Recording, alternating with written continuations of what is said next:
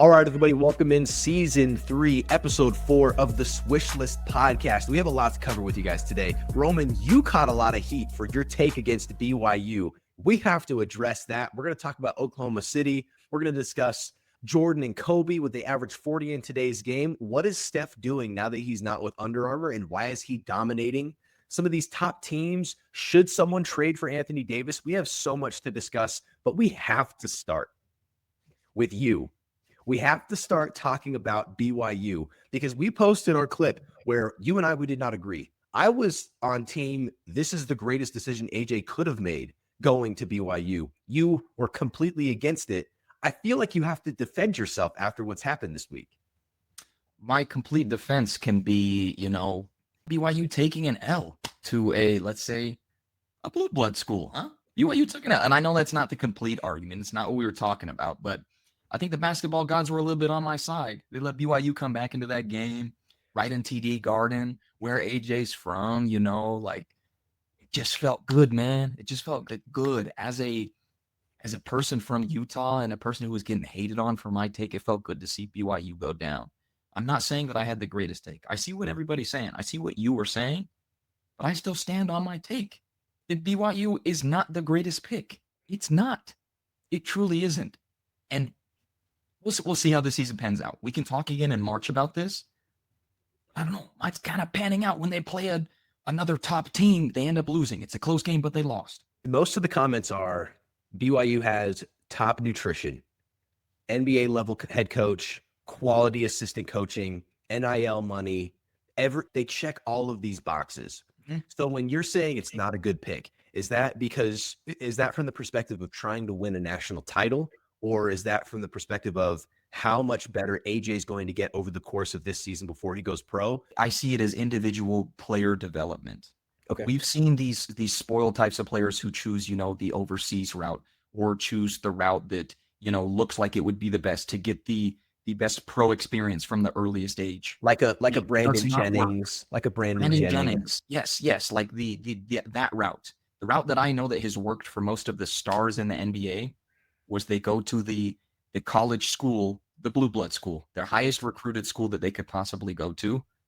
And they worked out as a star. You know why? Because they took that route. They went to the coach that was going to, instill those values in them at a young age, that once they got to that level of being a pro, that they were going to already have, the hardworking, I'm the top dog, but I'm the top dog because of my coach type of thing. Not that I'm already here because I have an NBA level coach.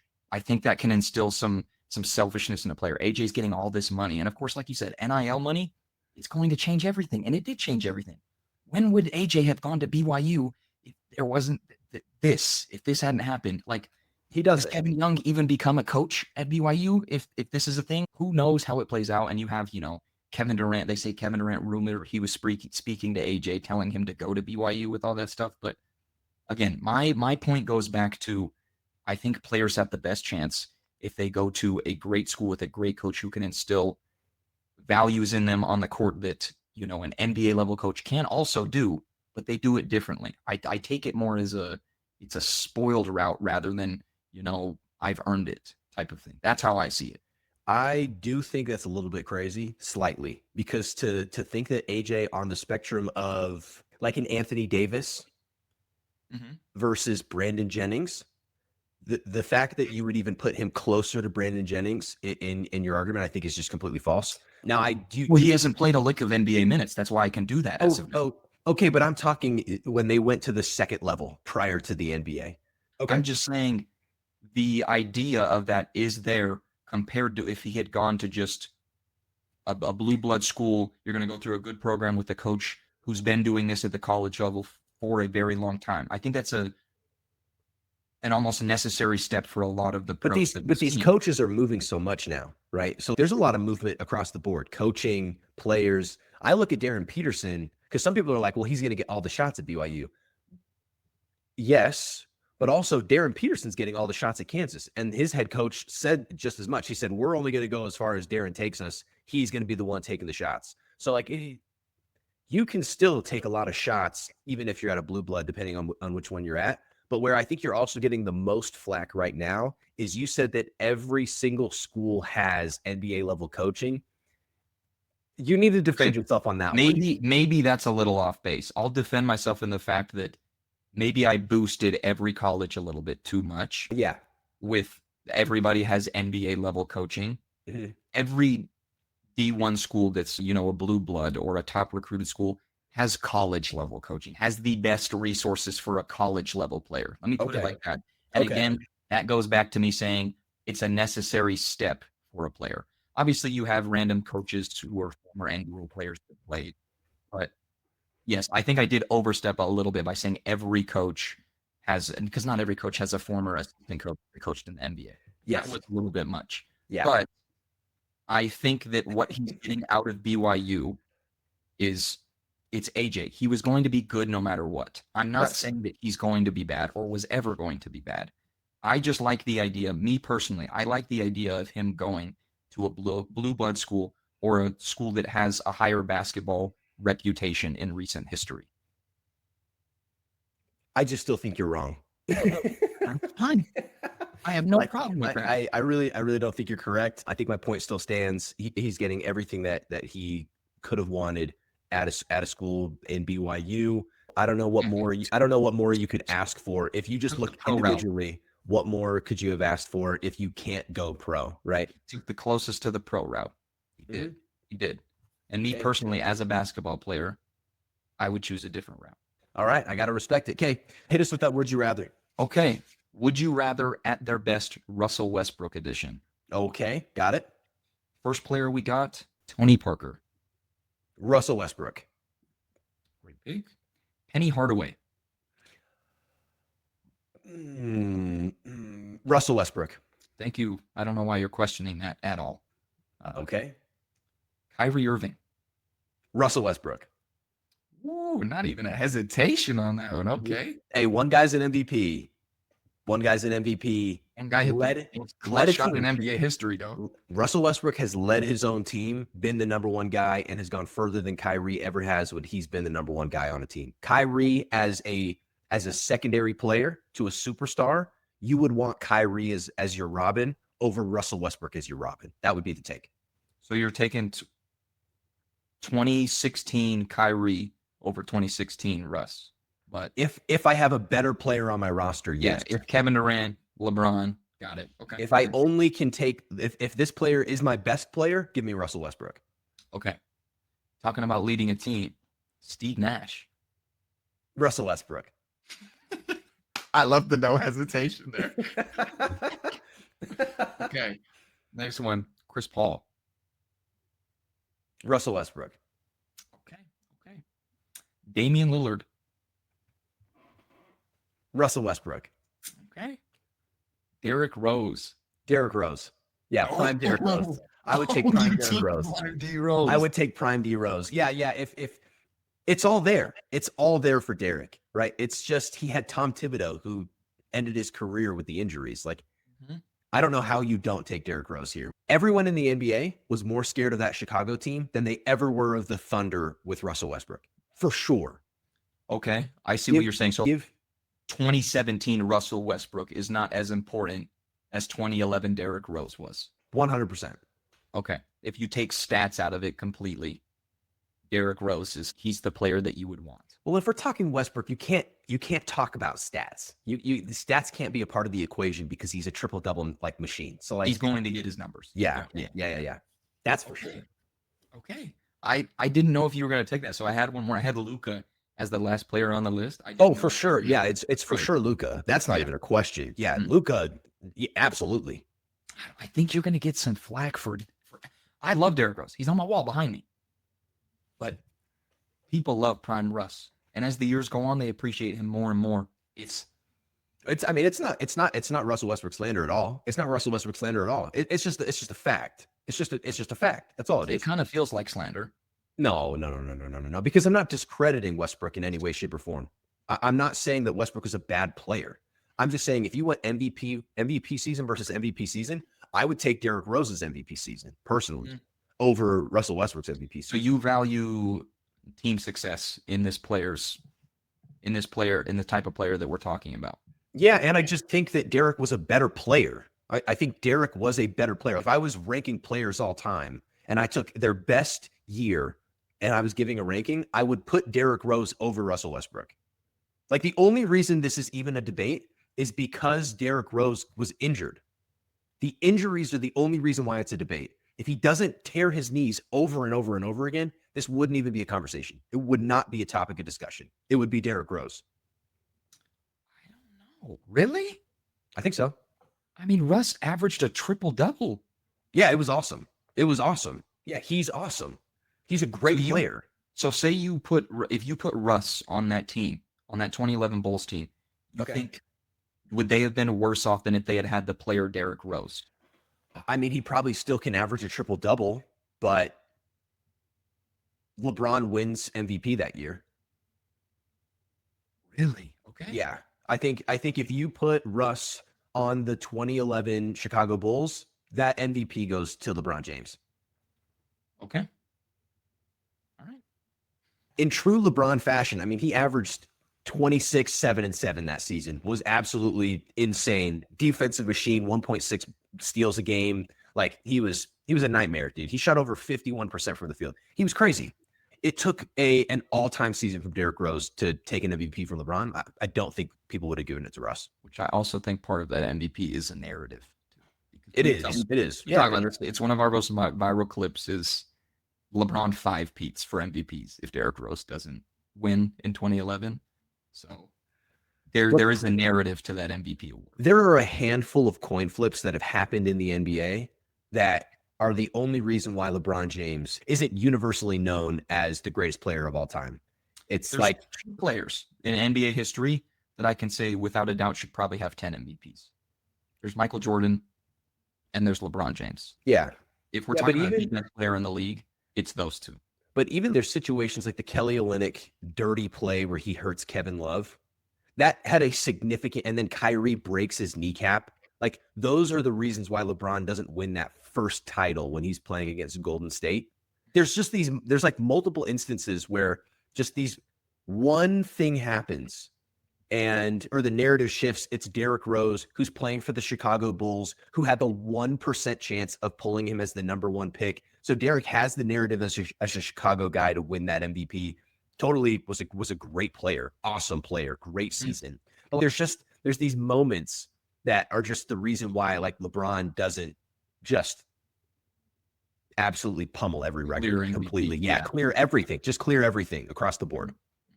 Okay, getting back to the current NBA, I'm looking at the Oklahoma City Thunder. I mean, Shea's averaging 32 a game. He doesn't play in the fourth quarter. Is there a team that's capable of beating these guys? I know they had some overtime games early, but what is happening in Oklahoma City? They are pummeling teams right now. Their start is, especially a team coming off of a championship, how can you not say they're going to repeat at this point? Oh my gosh. It's hard. I mean, Denver right now looks great. Mm-hmm. If we could get that game, we could get the Pistons that are firing on all cylinders right now, no pun intended. Like, those teams are playing really well, but when you watch the Thunder, it just feels a little bit different. It just feels like even if your team is doing great, the Lakers, for example, Cason Wallace, Alex Caruso, Aaron Wiggins, Shea, all these players, they have the perfect balance of, they don't even have Lou Dort playing. Lou Dort isn't even playing. It's the defense too. Yeah. They have this perfect balance of guys who are going to get you a bucket. Chet is playing incredible. Like, he's playing incredible basketball, and Shea is doing exactly what he does. And then they just have these dogs who just want to play defense. Like, Luka had 19. Yeah. Luka doesn't do that. Luka doesn't have 19 points in a game. That's not a regular thing for Luka. And the Lakers are firing on all cylinders. You know, they had not a winning streak, but this season has looked great for the Lakers. And then they go out and play OKC, and it's a beatdown. It is an immediate beatdown. It's like, even with the Nuggets, they have a new addition of a starter. Like, they're winning games, but going into the playoffs, there's no way you can look at a matchup and be like, I know how this team's going to beat OKC. They don't have the weakness that teams are looking for at all. Oklahoma City feels inevitable. It's the quality defense. It's the quality offense. It's how lethal these role players are. They fit their roles perfect. It's how deep the bench is. It's the fact that they are securing these number 1 picks from these bad teams where they're lined up for even, like, they're in the mix to land one, if not two, of the top 5 picks because of the pick swaps and the way that they structured these trades that happened years and years and years ago. It feels inevitable. It is really tipping in their favor. It's crazy. It's absolutely crazy. And okay, so here's a question for you then. Which team is worse when their star comes back? The Lakers with LeBron or Oklahoma City with J-Dub? Because the Thunder are so good without him. Is it possible that is what makes them somehow play worse? It's not possible. I mean, what? But they're both playing so well. Yes, but we saw what Jalen Williams does in the playoffs. Like when Shea was having an off game, no doubt in his mind he was the number one option. Multiple 40-point games in the playoffs. Like J. Will was incredible. Awesome. Like absolutely when he comes back, there's no way that they can go downhill. I don't see it. And he doesn't come off as the type of player that's going to be selfish. Like, you saw what I did in the playoffs. I'm taking just as many shots as Shea. He doesn't seem like that type of player. Like this, I can't not say it. And with LeBron, he's getting older. He's getting older. So like, I have to say the Lakers are worse off with LeBron on the team. When this is a great start for the Lakers. And I think LeBron was hoping that this wasn't going to happen. That's okay. No. LeBron Yes. was not hoping that the Lakers were going to be bad. Okay, you not can't be say bad. You Not can't be say that he bad. wanted the Lakers to lose No, games. not be bad, but not have this good of a start. If the Lakers had cut even right now and LeBron was coming back in and then they go on a nice winning streak, it looks beautiful for LeBron. No, Rhoman, no. Yes. No. Yes. LeBron James, the only thing that matters, the only thing that changes LeBron's legacy in any way is what happens in the postseason. That's it. And even then, I think most people, even if he won 2 titles, he won back-to-back rings, you would not change where you rank him all time. Yes, So you would. No, Are people you wouldn't. kidding me? No, people wouldn't. If Stephen A. LeBron Smith- wins back rings, yes, he would. Stephen A. Smith already said there's nothing that LeBron could do that would change his ranking right now. So people have already cemented in their mind who LeBron James is. No. And if he won titles right now, people would say that those are Luka's titles. They would say those are Luka's championships. Those are not LeBron's championships. And they would say that Jordan is the better player because Jordan won as the apex player and LeBron won multiple rings as the secondary player to Luka Doncic. Luka has made this his team. That's what would happen. That's the narrative that would come out. And you know that that's true. So listen, LeBron James is missing these games with sciatica and all this stuff because he is trying to optimize the season around being available in the postseason. That's what he's doing. So he wants the Lakers to win a ton of games without him. Absolutely. I think he totally would be willing to change his game in order to fit and mesh with the Lakers. 100%. So you can't say that he wanted them to not be as good because what LeBron doesn't want to do is end up in the play-in or end up as the 8th seed and to get Oklahoma City in the first round. What he wants to be is you're acting like I'm saying that the Lakers are going to be, 40 games into the season. Like we're 12 games in. I think it helps LeBron a little bit more if they cut even at this point. And then he comes back, wow, the Lakers are incredible with LeBron on the court. You're telling me that narrative wouldn't be there, like the Lakers aren't going to be the most scrutinized team. They are even with LeBron not there. All they have to do is go on a 5-game winning streak when LeBron comes back and he'll be totally fine. Well, of course, but how much better of a narrative is it if they're a mediocre team and it's like, Luka's not even. They're not going to be the 3 seed without. They LeBron pay the James. price. They pay the price for mediocrity late in the year. If I'm looking at Golden State, they're burning Steph early. He's going to break down late. That's what I've been saying. They're getting 40-point games out of Steph Curry right now, almost 50-point games to be a play-in team. By the time we get to the end of the year, he's going to break down like he did last season. The Lakers are doing the opposite. The Lakers are leading into their young players early. It is Luka's show. He is running it. He's young. Austin Reeves, those 2 guys, they're doing their thing. LeBron's going to come in midway. He's going to work. He's going to do everything he needs to do to be primed and ready for the postseason so that he is as dangerous as he needs to be when they get to that point. It's very smart. I think it's the smartest thing that they could do. I think LeBron wants to win as many games as he possibly can to stay as far away from Denver, who always beat the Lakers, and as far away from Oklahoma City as he possibly can in the postseason. That's what he wants. You know, it's true. That's why you're baffled. If he comes back and what seed do you see them ending up at? Okay, they want to be the 3 seed.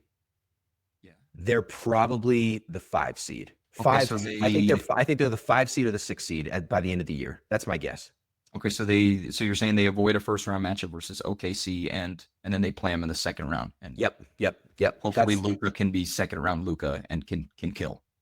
That's and you're hoping that somebody pushes Oklahoma City to extend a series, wear the legs out a little bit more.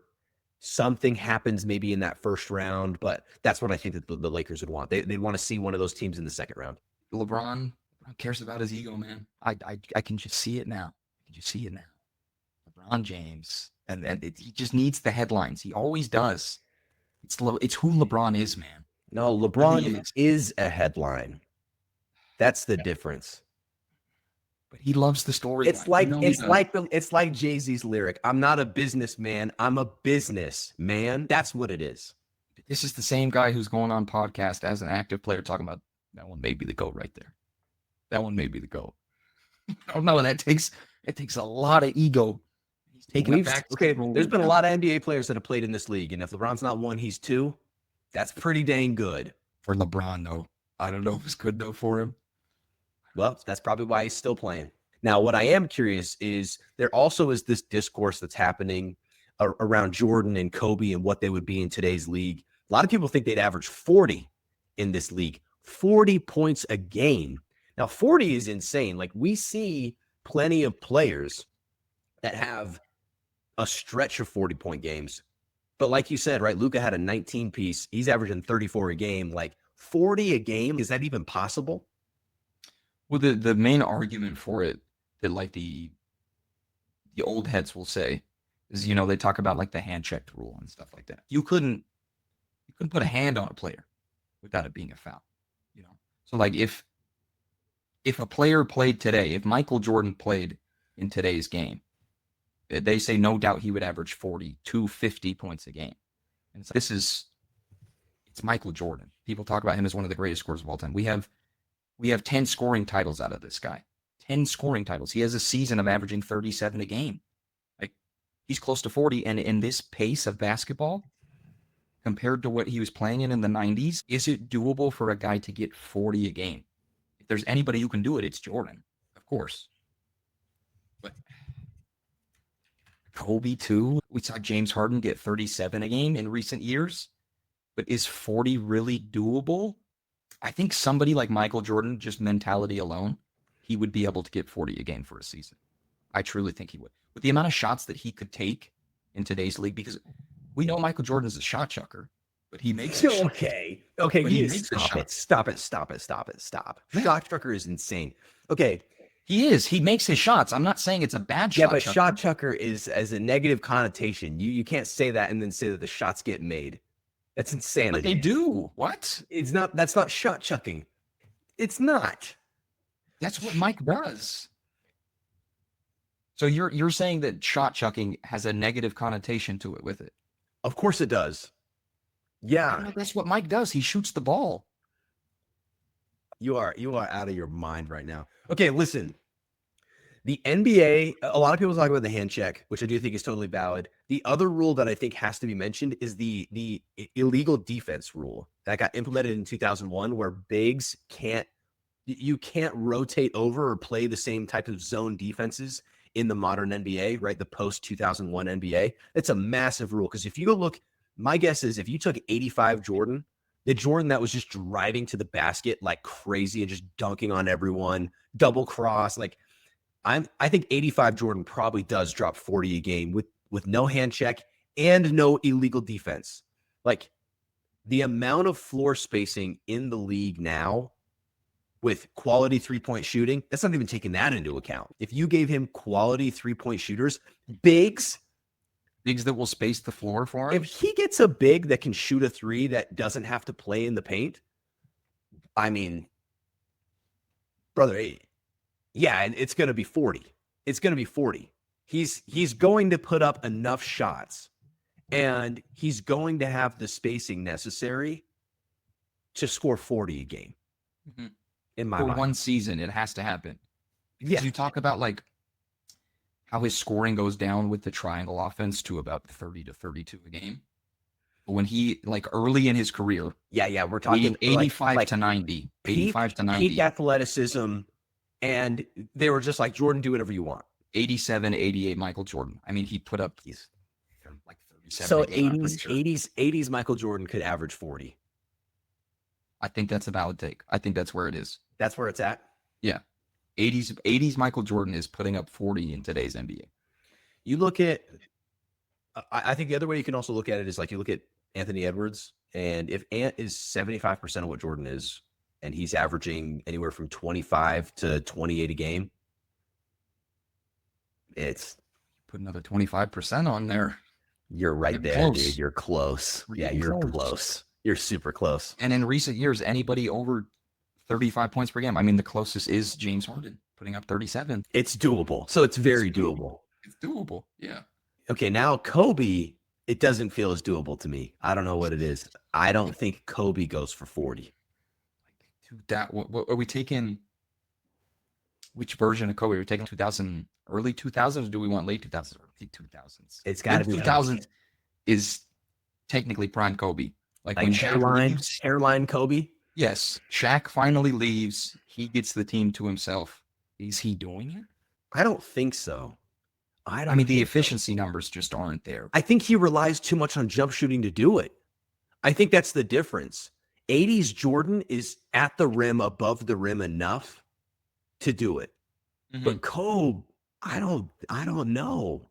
I think he could go half the season for sure. He's going to have a stretch where it looks entirely possible, but I think he lands closer to the James Harden season where it falls back to like 37. Uh-huh. Yeah. Yeah. That's a good point. That's a good point. He doesn't have the athleticism that Jordan had to get around the rim like that. Yes, Kobe's insane, but we're talking about Michael Jordan here compared to him. Yeah. I know there's a lot of people out there that even would put Kobe over Jordan. We are not those people here. Well, this is the thing. If you look at the highlight tapes, this is what a lot of my teammates would do. Kobe's highlights make him look like the most incredible player you've ever seen. If you just watch his highlights, some of the things that he does in like his top 50 plays of all time, it's the most incredible thing you've ever seen. His, fast break behind the back 360s, all that kind of stuff. But then you have Jordan and he's doing his ha. In today's game, it's players want to see, behind the back 360 dunk. Kobe's flashy, bruh. What? Kobe was great. Mm-hmm. Kobe was great. I don't think Kobe was as gifted as Mike. That's what it is. Nobody's saying that. From a pure highlight standpoint is what I'm talking about. Yeah. Okay. Yeah. Okay. So where do you sit with Kobe right now? Where is he at all time? Yeah. My generation is putting Kobe as like a top 2 player.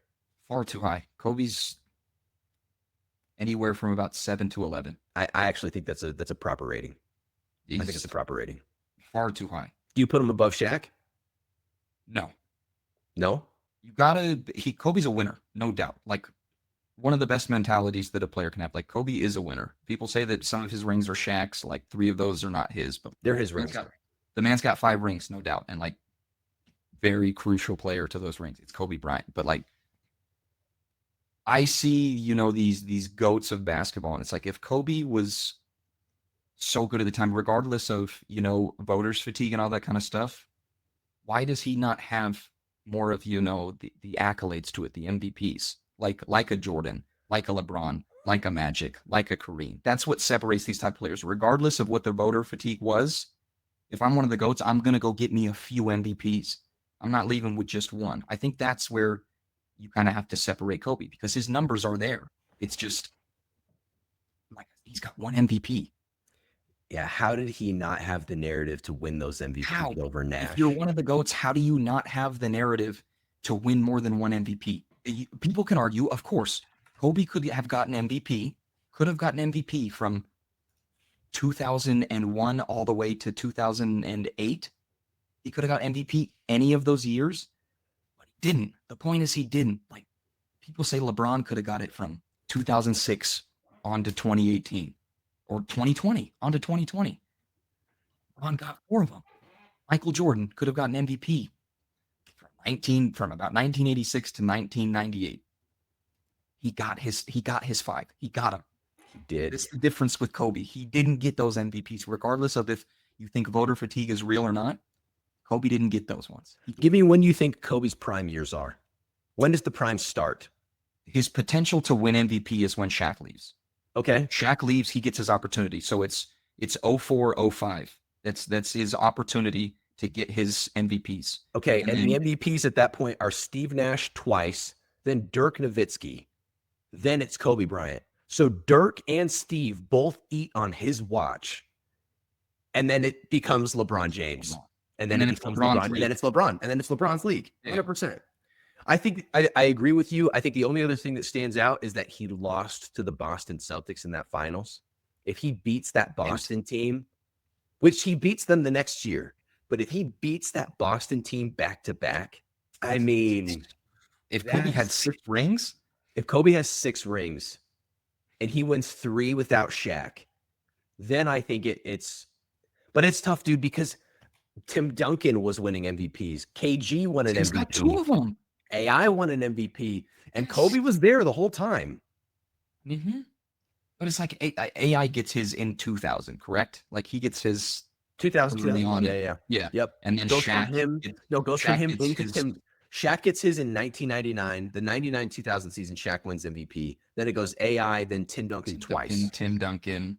Then it goes KG. Then it goes KG. Yep. Okay. Then Steve Nash. Then Steve Nash. Yeah.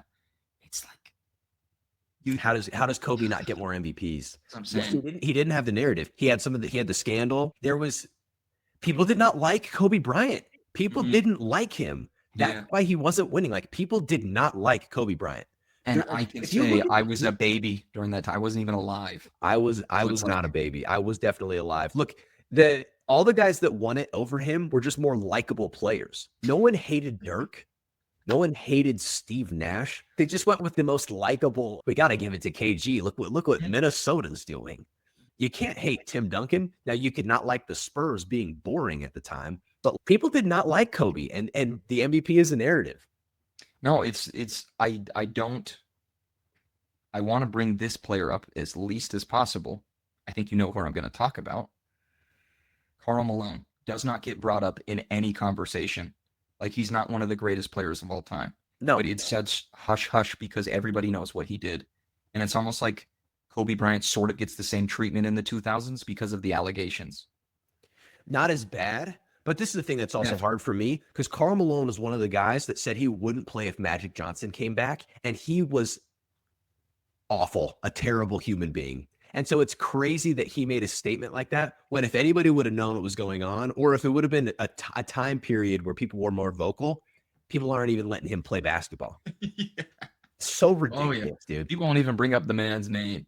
But like, I guess that's an aspect that I don't really think about for Kobe. But he truly does get no credit for that middle 2000s because of what was going on in his person. Okay, he gets all of the credit from people now that put him as a top 3 player. Mm-hmm. So everybody that watched Kobe, that's now ranking him above Michael Jordan and ranking him above LeBron James. So he's getting his flowers now. He is. Because it's in the past. But you can't look at his career and say, well, he had 5 rings. He's better than Magic. But it's like Magic wins 5 rings, goes to the finals almost twice every year, almost every single year of his career. Right? Michael goes to the finals 6 times, wins every single time. Kobe loses in the finals. Mm-hmm. But it took the gauntlet. It took Kobe finding another elite big to get his couple rings after that. Yeah, but I don't discredit him for that. No. Credit him for that at all. No, those are not discredited, but it's just a fact. That's fair. He has the breakup in between of Kobe. Why haven't you won since 2003? If you truly are the greatest player in the league, why haven't you won in 6 years, bro? Why haven't you won? But he finally did win, and he got back to back. He did. I just wish we could have seen Braun up there. If we got a Braun Kobe matchup in the finals, could you imagine One of the worst things that ever happened in the NBA was letting the Orlando Magic go to the finals to play against Kobe. If that would have been LeBron, that LeBron versus Kobe finals probably goes down as the greatest finals of all time, right there next to 2016. Because it wasn't a contest. Because Hedo Turkoglu and Rashard Lewis, like, it wasn't a contest. As much as we loved watching Jameer Nelson and Michael Petrus and Big Baby Davis and all of these guys that were on that team, like, it was not competitive when they played the Lakers. And LeBron just was carrying bums and just could not get past the Magic. Shout out to Dwight. Shout out to Dwight for sure. Dwight really said, no, Bron, you're not going to the finals, bro. There are not a lot of players that get more disrespect than Dwight Howard in the modern era. Left off of top 75. That was a joke. That was an absolute joke. He is a top 75 player without a doubt. Dwight Howard has one of the greatest defensive careers of a center. He does. And he took that team to the finals. Took the team to the finals of J.J. Redick and Courtney Lee and Rashard Lewis. Yeah. Oh, my, bro. Like, he really did that. He was awesome. Top 75. And when was top 75? Because, I mean, Dwight got a ring. So top 75 was 2021. I think the only reason if Dwight retires, getting a ring. If Dwight retires like 4 years earlier, I think he makes it. It's the fact that he was more of a role player by the time the list came out that people just were using recency bias instead of paying attention to like how good the play like he actually was. Mm-hmm. Because I mean, Dwight leaves the Magic, and it just tarnishes his legacy. His time with the Lakers, the first stint with the Lakers, ruined him, and then because it just did not mesh well. And then people don't really talk about that either, though. What? That Kobe didn't make it work? Kobe had Steve Nash and Dwight Howard. Yeah, but the only reason he's even in that situation is because David Stern didn't let the Lakers get Chris Paul, which is a freaking joke. You want to talk about people want to talk about that the NBA is not rigged, and we all watched Chris Paul not be allowed to play for the Lakers. We watched it in real time. David Stern said, I'm not letting this happen in my league, which is ridiculous. Exactly what like a president of a league is not supposed to be able to do. This man shut down a trade. He just used like a loophole. Yeah, I'm going to step in for the Pelicans here and just not allow this to happen. It's ridiculous. Imagine what that could have been. Imagine how good Chris Paul is. He ends up playing with Kobe. Oh my goodness. Chris Paul and Kobe? Because if those two get Dwight, I feel like there's no way that team doesn't make it happen. Doesn't work. Just switch because Chris Paul is just switch. He's just lobbing it. He's just lobbing the ball every time. There's no way it doesn't work. It's not saying that Steve's not good, but compared to Chris at that time, pick and roll with Dwight Howard. Next possession, pick and pop with Kobe Bryant. He gets a mismatch. That's all they had to do. They weren't running pick and pops with a shooting guard back then. That's great. That's what I'm saying. Yeah, they weren't doing that. That wasn't an offensive thing. Brother, that could have been interesting. It's got to be a top 3 what could have beens in the NBA for sure. Yeah. Sometimes I just wish I knew all of the secret moves that David Stern was a part of. Has stopped or has put through. Because there's the envelope scandal. There's the okay. Where did David Stern have the most influence over the NBA? Like rank these 3, right? Number 1, the cold envelope with the New York Knicks. Number 2, did he kick Michael Jordan out of the league for gambling? And number 3, not allowing Chris Paul to go to the Lakers. All 3, like the fact that all 3 of these exist is unbelievable for a sports league. I can't speak on what the NFL has or like what the MLB has. We serious? This guy just changing what happens in the league? And let's make no doubt, it's an entertainment league. If I was the president, you're going to be making moves to keep it entertaining, right? Ranking him? Got to rank him because I think he rigged the draft personally. But when that's a totally different story. But if we're looking at just these 3, as what was the biggest impact? Yes. What had the biggest impact on the NBA? Well, if Michael Jordan doesn't go away and a gambling scandal comes out, who knows what Michael Jordan's legacy is going to be? Well, he also could have won 8. He could have won 8 rings and beat Hakeem in back-to-back finals. He would have completely owned the 90s. He He runs would the have 90s. owned no one. Yeah, he owns everything. Dude, I think you have to go number one, Michael has to be Jordan. one. You have to go Because- number one, Michael Jordan. on both sides of it, like you're saying, I'm thinking of the negative. You're thinking of the possible positive for Michael Yeah, Jordan. it has to be Mike What number is- one. But what how is do his you pick legacy? number 2? Because Ewing for the Knicks is all time. I think potential wise, you have to go with the Knicks one for 2. What? Yeah, I don't because know. if the Knicks don't get that pick, where is he going? Yeah, but he's great either way.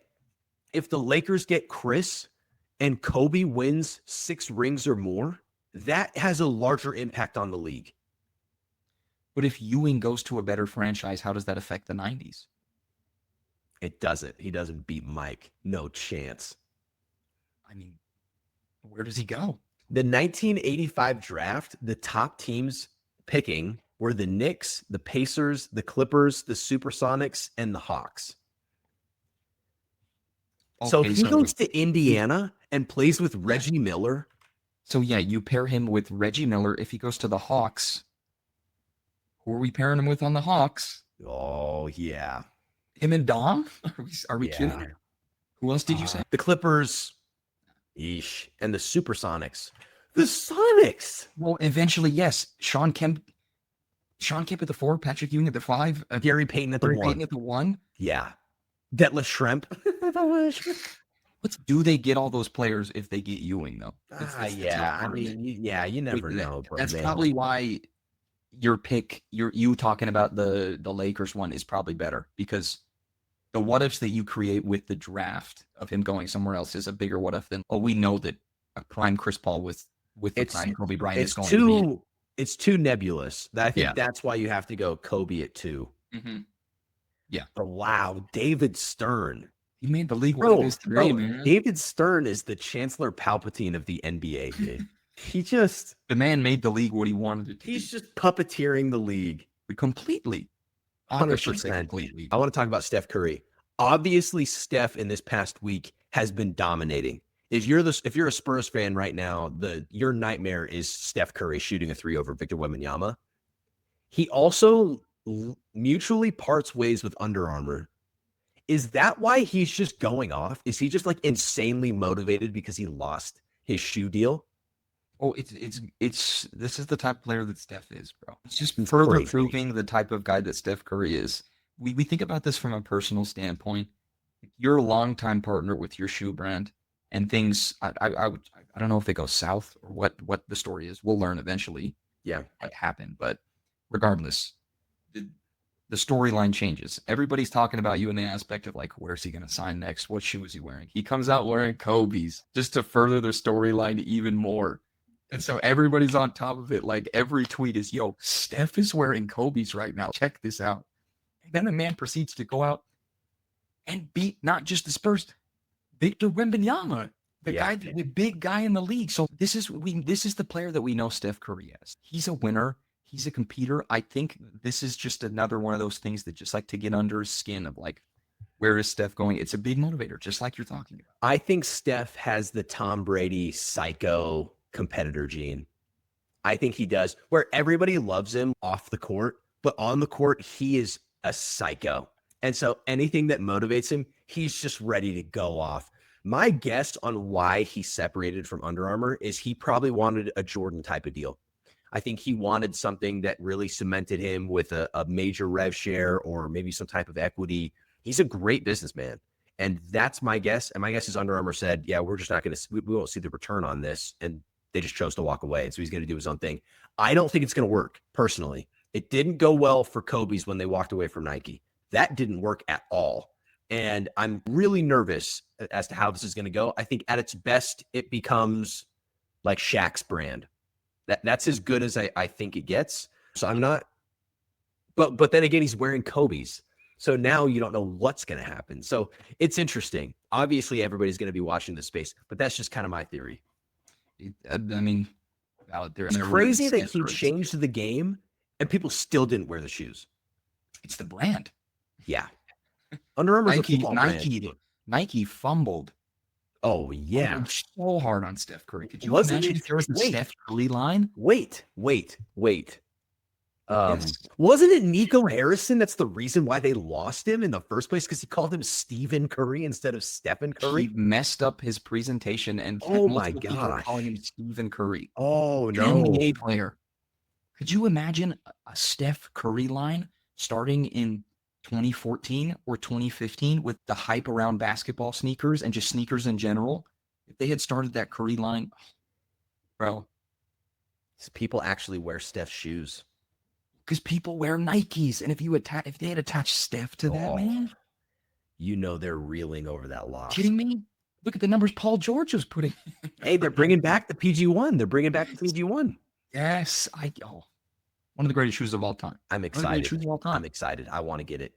But it's no discredit to what they've done with Steph Curry's shoe. It's a great shoe, no doubt. But like, players don't wear that shoe like they wear Nikes. There's no doubt in that. So it's just yeah. I just think about it. Imagine if Steph Curry had been a Nike athlete from the time that he started to gain popularity. What crazy numbers Nike could have done if they had Steph and LeBron and Kevin Durant at the same time. Would have been crazy. Okay, Rhoman, what's a bigger surprise today in the NBA? The fact that the Pistons are the 1 seed or that the Grizzlies are the 11 seed and potentially trading Ja Morant? Well, you have to factor in the trading Ja Morant. Nobody saw that coming. With how much they dealt with before? Surprising? I personally am more surprised with what's going on with Ja. I saw this coming from the Pistons. I did. Okay.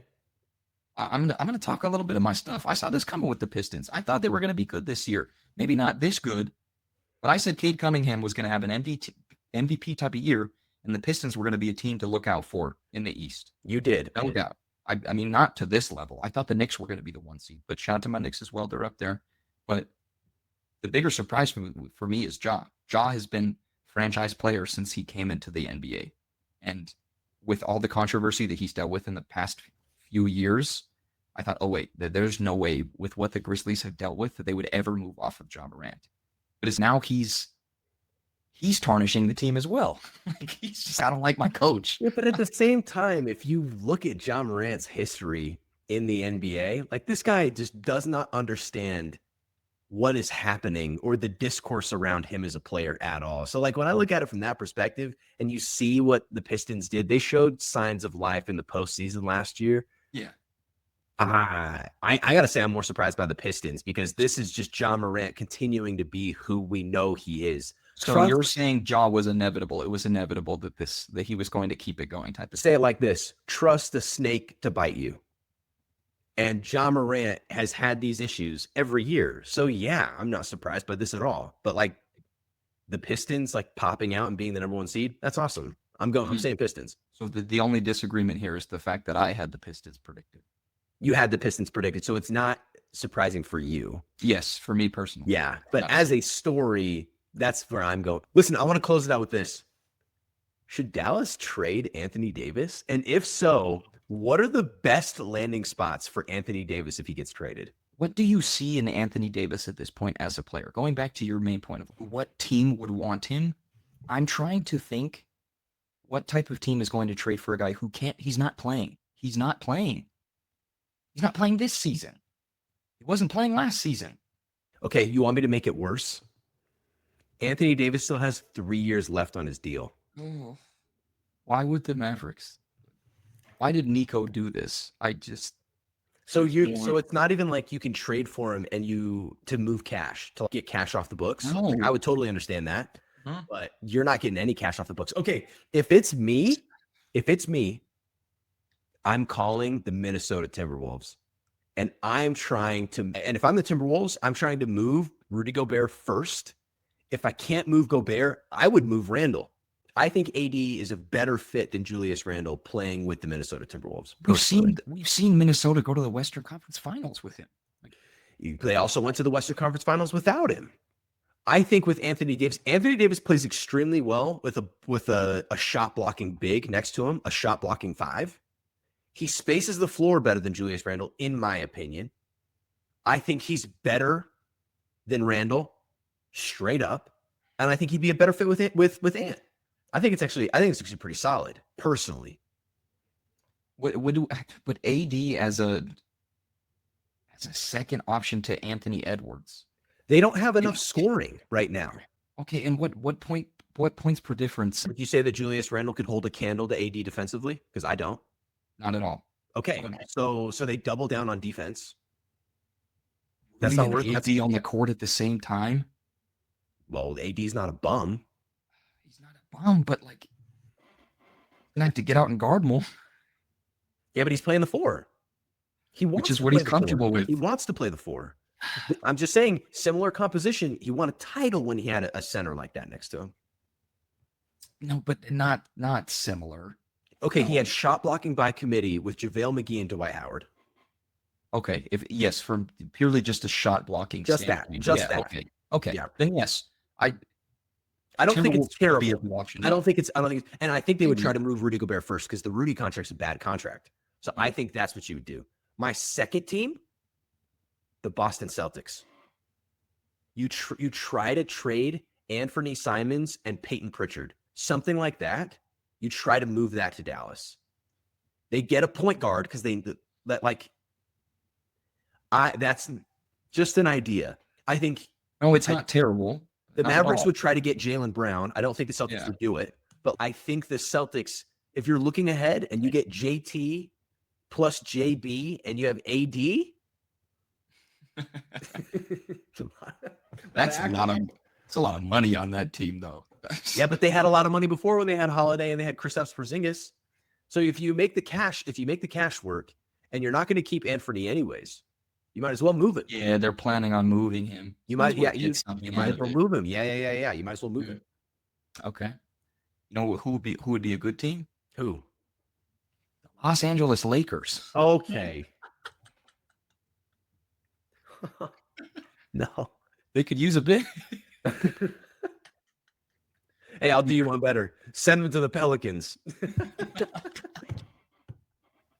Yeah, send him back to poverty. Trade him for Zion? A couple players who don't play basketball. Oh, better. Gosh. Listen, this is the Swish List Podcast, Season 3, Episode 4. For everybody that is listening, we appreciate you so much. It's so fun to be back talking about the league every single week. If you have something that we need to discuss, please send us a DM. We're on all your favorite platforms. We'd love to hear from you. Rhoman, send us off. It is Season 3, Episode 4 of the Swish List Podcast. We are on all your favorite social medias. We're on Instagram. We're on TikTok. We're on Facebook. We're on YouTube. We're everywhere. We are everywhere. You should be checking us out. If you're not, it's getting ridiculous. It's really getting ridiculous. Swish List Podcast, Season 3, Episode 4. We are out.